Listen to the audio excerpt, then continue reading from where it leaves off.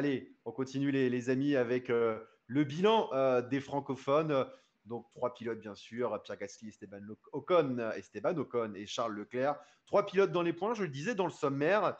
Par quoi voulez-vous commencer? Peut-être finalement cette 4e place de Charles Leclerc qui maximise son potentiel. Alors, on a déjà parlé de Ferrari, donc on va être rapide. Mais moi, Charles Leclerc, performance 5 étoiles après ce week-end à Imola.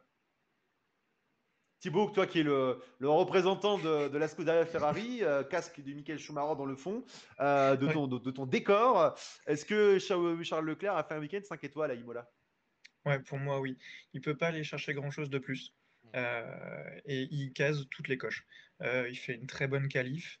Et pour autant, faut pas oublier que pendant les essais, il est nulle part. Parce en essai 1, il sort quasiment pas, il fait que 13 tours.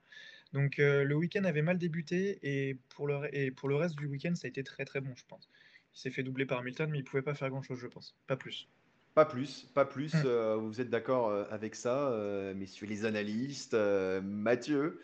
Ouais, c'est clair, je pense que, enfin, il y a juste le petit regret, je pense qu'en fait, il se fait manger par au restart, parce que je pense qu'il est perturbé dans sa montée en puissance avec le demi-tête à queue de Verstappen, parce que derrière, on voit qu'ils sont en moyenne rythme, mais vu qu'il a pas de moteur, il arrive pas à l'avoir en bout de ligne droite, mais oui, globalement, je pense que il part quatrième, il finit quatrième, enfin, ça reste une excellente performance, donc il ne peut que satisfaire son week-end. Oui, c'est ça, on est satisfait. Il est satisfait, certainement, Charles Leclerc, mais au début de course, finalement, cette belle séquence pour Charles qui était troisième, qui était pas là, même deuxième à un moment, je crois, tout simplement, en tout cas. Donc voilà ce qu'on peut dire pour Charles Leclerc. Attention, investigation pour il case toutes les coches. Message de la direction de course pour Thibaut avec la performance de Charles Leclerc, quatrième de ce Grand Prix d'Émilie-Romagne. La suite des pilotes francophones, on continue d'évoquer nos pilotes français cette fois. On a commencé par le monégasque, on continue par nos français avec par ordre d'apparition celui qui a fini 8e sur la piste, 7e grâce à la pénalité de Lance Stroll, c'est Pierre Gasly. Pierre Gasly, un petit peu passé par toutes les émotions, hein, qui est parti en pneu pluie, comme Esteban Ocon, c'était le mauvais choix, il s'est retrouvé en fond de classement, il est remonté sur la fin, il a été chercher cette 8e place. Euh, Est-ce qu'il a manqué des gros points quand même, Bastien, notre Pierre Gasly national? Ah, ben, faut dire que aussi, il s'est rendu compte un peu tard que mettre des pneus pluie sur une piste qui était pas détrempée partout et qui séchait vite, enfin relativement vite, bah, il a subi un peu l'écueil de la stratégie de son équipe, hein. Partir en pneus pluie, ça l'empêchait de pouvoir peut-être, pourquoi pas, aller chercher Charles Leclerc, hein, et puis se battre pour la 4e place, par exemple. Et puis après, Mm. de perdre des places tout le temps, tout le temps, tout le temps dans les premiers tours.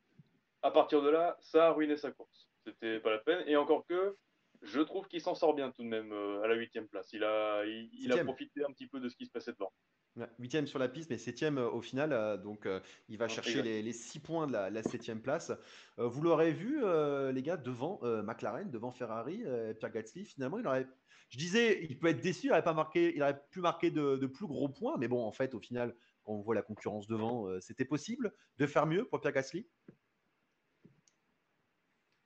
Pour Mathieu? moi, oui. Bah, quand tu t'élanges cinquième, oui, forcément, tu vises plus haut. Clairement, enfin, ils se sont trompés. Il l'a dit lui-même. Ils ont pris la décision ensemble parce qu'effectivement, il y a des périodes, des parties de la piste qui étaient vraiment détrempées et d'autres qui étaient enfin, qui étaient beaucoup plus sèches. Et, ça a perdu. Au final, il marque quand même des points, mais et clairement, je pense que sur ce début de saison, AlphaTauri, enfin, je crois, ils ont 6 ou 7 points, je crois, au total. Clairement, vu le potentiel qu'il affiche, il pourrait être 8. Merci. Du coup, clairement, il y a des opportunités manquées où ils auraient pu marquer des points beaucoup plus nombreux s'ils avaient pu tout maximiser. Donc, c'est dommage. C'est dommage. Sincèrement, je pense qu'il a la voiture est meilleure que ça. On a dans le chat Wolfenstein 56 qu'on salue. Comment voyez-vous la saison de Gasly? Bon, on se projette. Qualif au top, difficulté en course, mais c'est vrai que Mathieu, tu te dis, bon, on est un peu frustré de ces points finalement, de ces 2 premiers Grands Prix de Pierre Gasly. Voilà, à quand la grande performance? Peut-être à Portimao. On est gourmand après ce qui s'est passé l'an dernier à Monza. Et lui, il le dit aussi, il reste sur sa fin. Il y avait clairement mieux à faire. C'est ce qu'il a dit dans le paddock d'Imola. Pierre Gasly, donc 7e de ce Grand Prix d'Émilie-Romagne, 8e, je le disais à l'arrivée, 7e grâce à la pénalité de Lance Stroll. Esteban Ocon, 3e pilote de notre catégorie francophone, qui finit 9e au classement final avec toutes les pénalités. Il était derrière Kimi Räikkönen. Finalement, il remonte à la 9e place. Comment peut-on lire la course d'Esteban Ocon? Parti lui aussi en pneu pluie. Belle qualif samedi où il a devancé Alonso. Ça y est, la saison d'Esteban Ocon est lancée, Thibaut? Ouais, elle est lancée et en plus, il prend un peu plus l'ascendant sur Alonso, qui, on le sait, pas un coéquipier facile.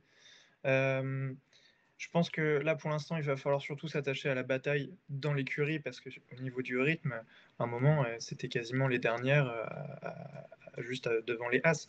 Donc, les faits de course ont fait qu'ils sont remontés au classement, mais il va falloir un petit peu hausser les rythmes chez Alpine parce que sinon, ouais. C'est pas encore fou, hein. C'est pas encore fou, Mathieu. Il me semble que toi, Alpine, ça te satisfait pas encore.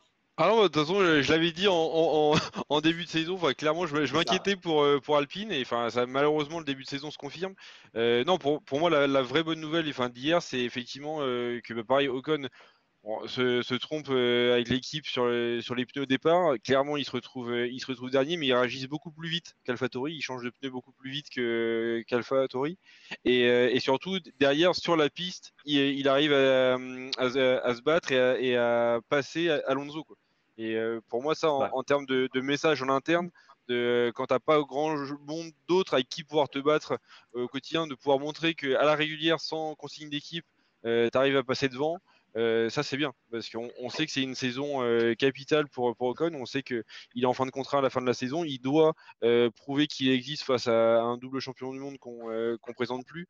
Donc pour moi c'est une excellente performance d'arriver à sauver ces 2 points-là, surtout après avoir réussi, qui récompense sa belle qualif du samedi, quoi. Donc ça je suis très très content pour lui.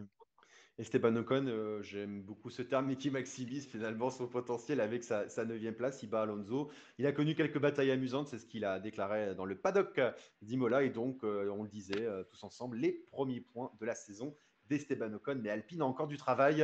On parlera aussi un peu plus tard dans ce débrief de Fernando Alonso, puisque je crois que c'est la carte blanche d'un de nos analystes qui est présent à l'écran. Commentaire de Wolfenstein 56, toujours qui est là dans le chat. Je vois mal Ocon faire mieux en termes de résultats. Il sera dans les points, pas tout le temps, mais jamais dans le top 5. Les paris sont ouverts pour la suite de la saison. En tout cas, voilà ce qu'on peut dire pour Esteban Ocon pour l'instant.